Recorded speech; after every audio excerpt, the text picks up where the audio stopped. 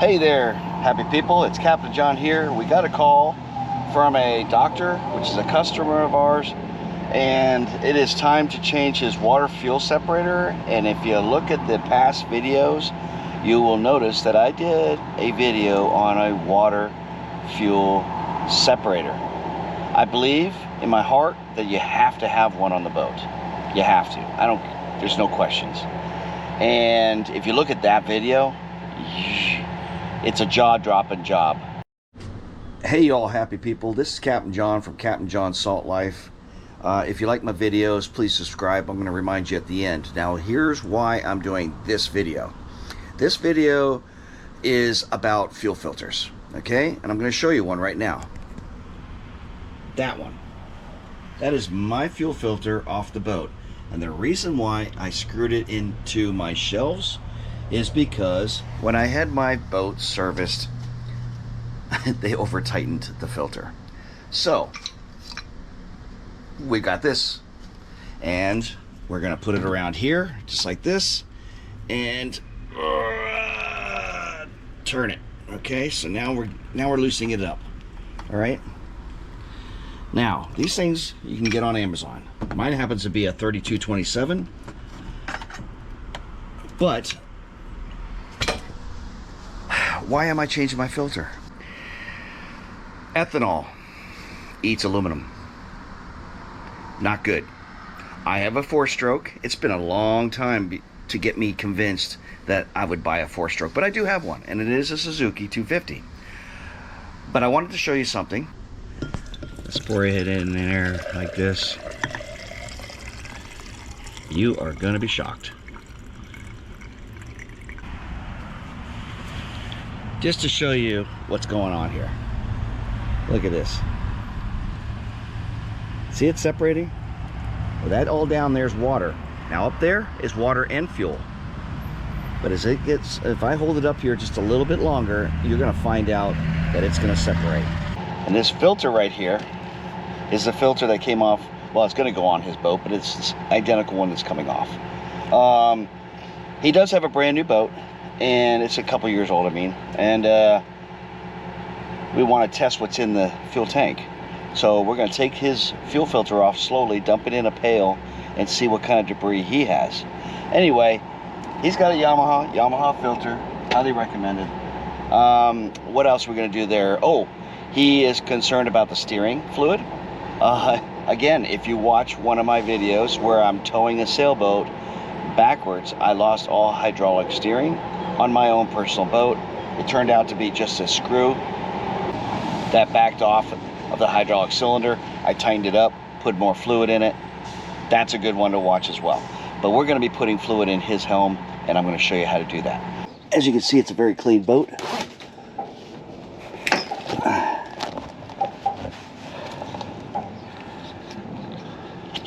Perfect. Perfecto. Throw that over there because we don't need it. What we're going to be working on is the helm here. All right. A little different than mine, but there it is right back there. And we will take this off here. We're after this guy right here. That guy.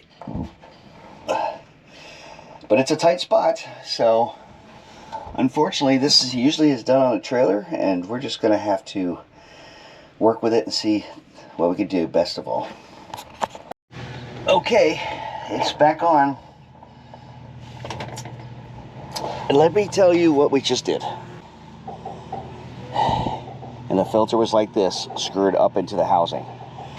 Well, when I unscrewed it, all the fluid, fuel, dripped onto the towel instead of into the bilge.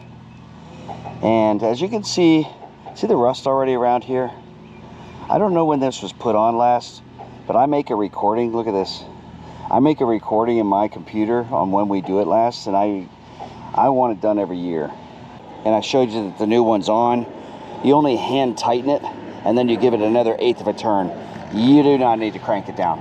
But this is why we changed the fuel filter. I don't know if you can see that, but that is a lot of gunk in there, right?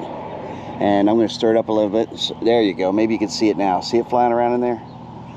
That comes from the bottom of the tank. If If you get enough of that in there, that's water and dirt, and it gets into your engine, then we have a problem. All right, so we're done with that fuel filter. Let's go ahead and move on to the other, which is putting oil, and it's hydraulic oil. So we're gonna turn it back and forth, the engine, and make sure all the air is out of there for the customer. But like I'm telling you before, what we really need is those white pads. So let's go get those before we even unscrew anything, because the helm could be under pressure.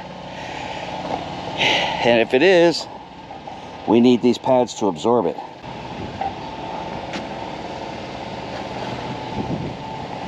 Whew, that is a porpoise.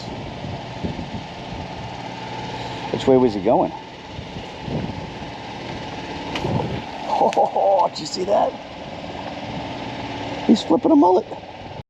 Okay, how am I going to do this? This is going to be interesting, but maybe I'm trying to get that screw off down there. That one right there. And it looks like I've loosened it up. I don't see any oil flying out of there, which tells me it's possibly needs oil. There's our little screw. Now let's inspect that, because that's what we're here to do. We're looking for any cracks in that screw, that gasket right there. See that O-ring? Okay. Perfect. Looks good. But yeah, concerned about no oil coming out of there.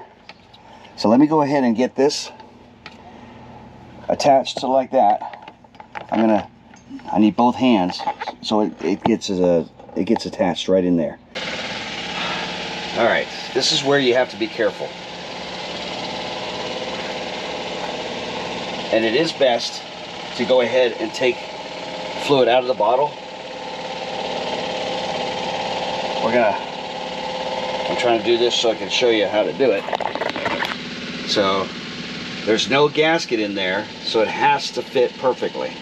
All right, and this is where it's crucial, because before you tip that bottle upside down, all right, that's snug, not tight. This is where this comes in handy, because if it leaks, it's going to leak on the rag, which is an oil absorbing rag. Now, this is how you do this. You haven't poured any fluid in, and the fluid's not up to the hole where the cap is yet, but we're going to lift it up just a little bit. And if you look closely, you'll see bubbles coming up. That's all I want, is those bubbles coming up. What that's doing is it's putting oil in the hose. Now what we're really doing is watching how much oil we get down in there. So as long as it's got bubbles, I'm good. But as soon as I see fluid coming up on this hose, I'm going to stop and bring the bottle back down. As long as we got bubbles, we got oil going. Oh, there it goes. Okay. Let me show you what that looks like. We got fluid in the hose. You see that? See that fluid in the hose right there? Now watch the fluid go down as I turn the steering wheel. I'm going to do it on an angle.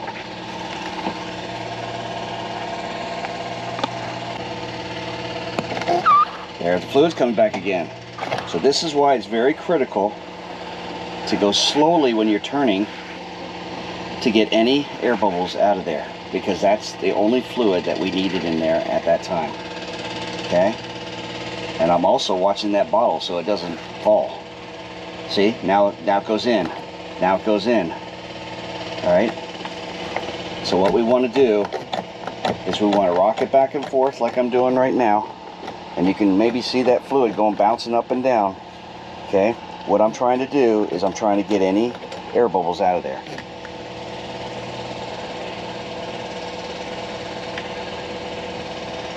And I'm going all the way in one direction and all the way in the other direction. Okay? Now here comes the trick.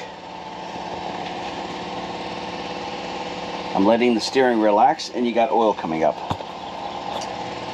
So, customers always make this mistake. I've got to be able to get that off of there before the oil comes back in. So I got to figure out, I'm already all the way to one side and I'm looking like I'm doing good. We take our oil bottle that's been sitting like this for a minute. All that oil should be drained back again. We have the pad still underneath there. So we're going to bring that pad up so we don't get any drips. Just like that. I'm going to get the lid for the oil, because that's our biggest concern right now, and take it off the boat.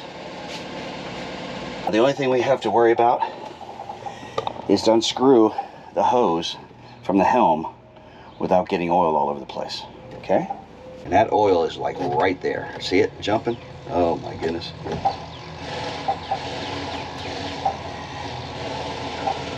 So now what we're trying to do is we're trying to loosen this nut.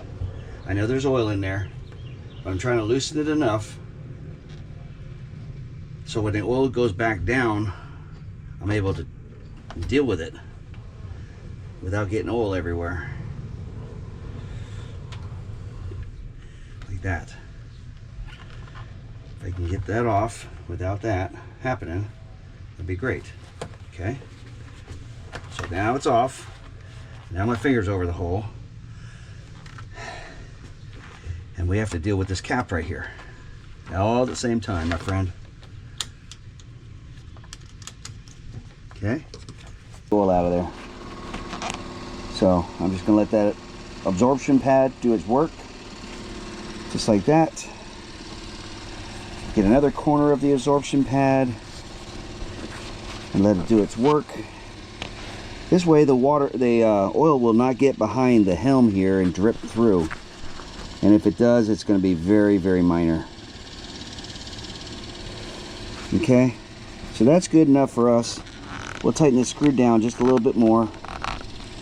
Okay, and really that only has to be just finger tight, but no tools. Okay. Okay, now we can put our flat back.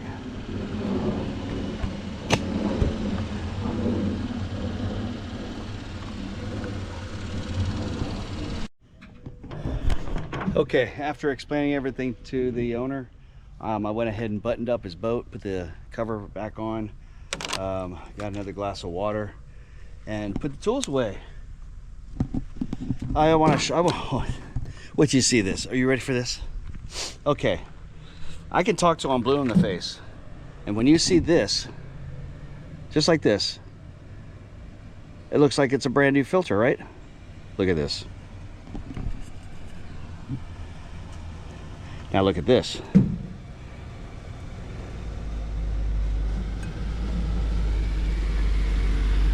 Now look at this. And that gets in the filter, and that, my friend, is a problem because that dust can get all up in your fuel. So you also saw us dump it, and we had fun with that. So thanks for chiming in today. We are at Aaron's boat and we brought some lines, so we're going to crisscross his lines getting ready for storm season.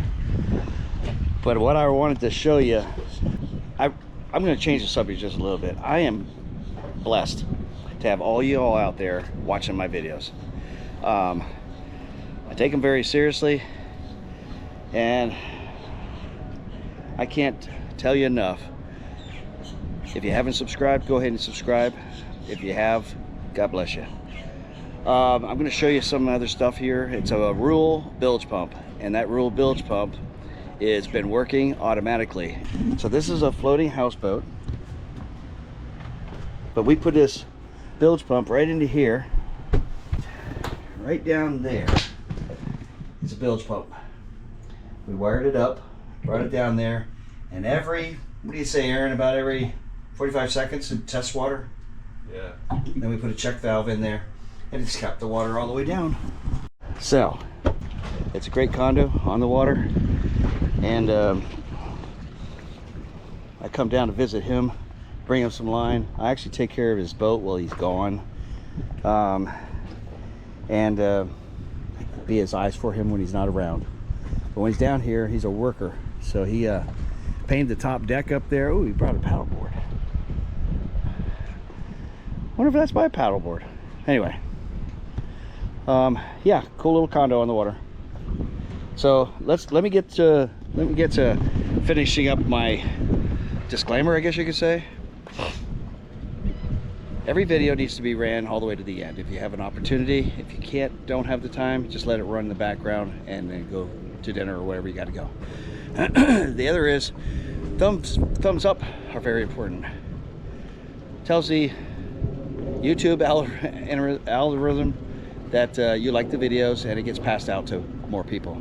So what has you got now? Subscribe if you haven't already, and thumbs up, and hey, there's a bell. Find that bell, because when you turn that bell on, you'll get notifications of every videos that I put together. There's also, to the right side of the thumbs up and thumbs down, there is a dollar sign.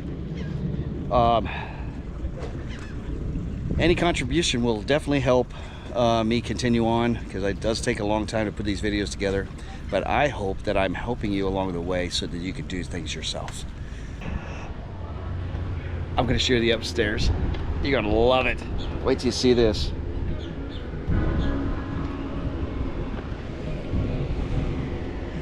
Isn't this the coolest? So he's a painter up north, and he painted the deck white, and it is exterior paint, and it doesn't have any chalk to it. No chalk to it at all. And it's been sitting here, oh, probably about 3 years. Anyway, I'm gonna chill for a little bit because he's in the shower downstairs now. I'm gonna chill a little bit, and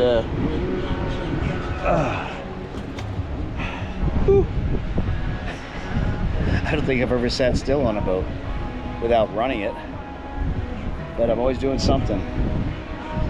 This is the life. Let me show you around. Y'all that have boats out there,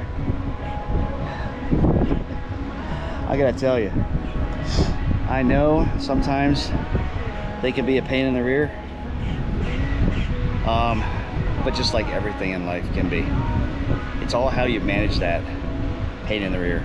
Hey, by the way, I am pushing the window again. This YouTube channel was pushing the window.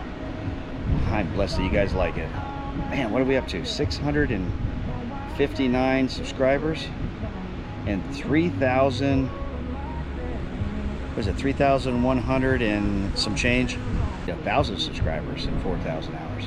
We're getting there. I appreciate you watching them, but I got some merch coming out, and I bumped into somebody that wants to sponsor my video, and I'm going to definitely, I've been to his business, and I'm telling you, it is top notch. And so if you keep watching the videos, you're going to see me progressively get on with that end of the project. When I get my shirts out, they're not going to be shabby shirts. They're speed dries, UV protectant, good quality shirts, but it's the design that I want on there that's professional, so that when you wear it, you'll be happy to wear it. I love you all. Keep watching. And we're going to locals. There's the marina we just came from. I drove around because we're going to be leaving here, and then this is where all the locals that do the Airbnb at my place, they come in. I always have a list of restaurants to come to, and one of them is locals. But you only come 3 to 6 because that's happy hour. Right? If you're downtown, anywhere down here, that's the yacht club over there. If you're anywhere downtown after 7 o'clock, it's going to cost you. So the locals know to come early. Wait till you see this. Hey.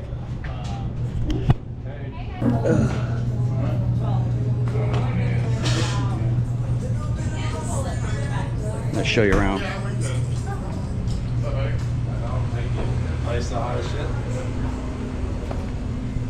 So this whole back end is a bar. Look at that. All the TVs. It's great for sports. And if you come here during happy hour, which is 3 to 6, the appetizers are half price. I get the steak egg rolls. They're like Philly cheesesteak egg rolls, actually. They're usually $11, and now they're $5.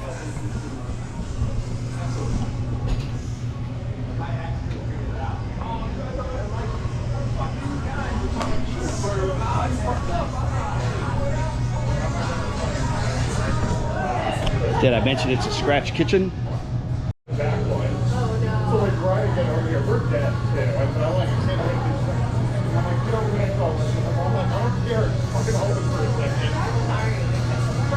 And we had like, I had like almost half full.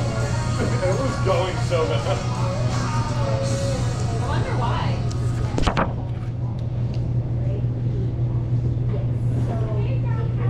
Saturday at 8. Celtics are playing at 1.